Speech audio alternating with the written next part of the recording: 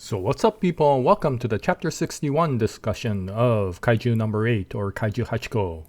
So chapter 61 came out about a week ago, and as always I will leave a link to this chapter that's currently being shown on the publisher's official website, Manga Plus, for free to the North American audience. So if you're interested, go take a look at it before they pull this chapter back.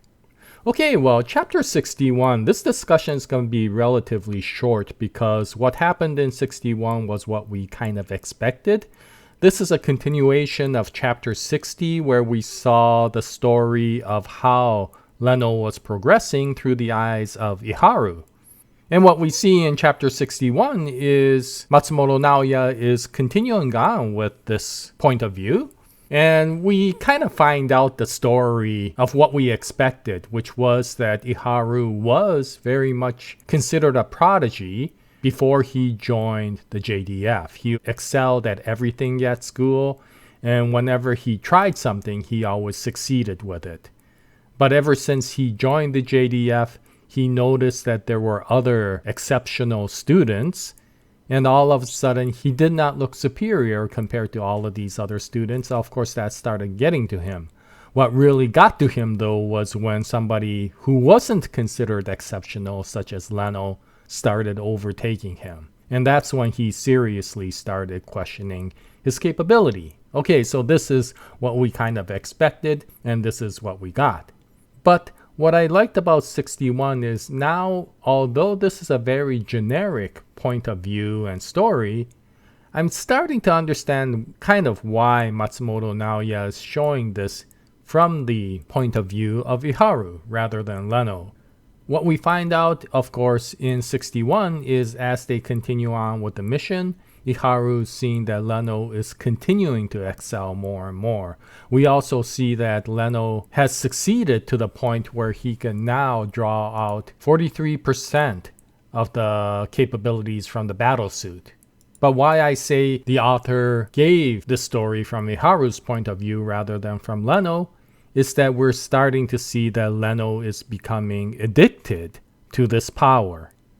He wants to excel so much that he is trying to draw out more and more of the power, which he somehow is successfully doing. But as mentioned before, this is a double-edged sword. As much as the battlesuit can give you power, the battlesuit also taxes you. So what this means is that Iharu is now sacrificing almost his own personal health to see if he could draw out the power. This is what the addiction does, and his supervisor, Juo Ogata, is noticing this characteristic from Leno and is becoming very worried.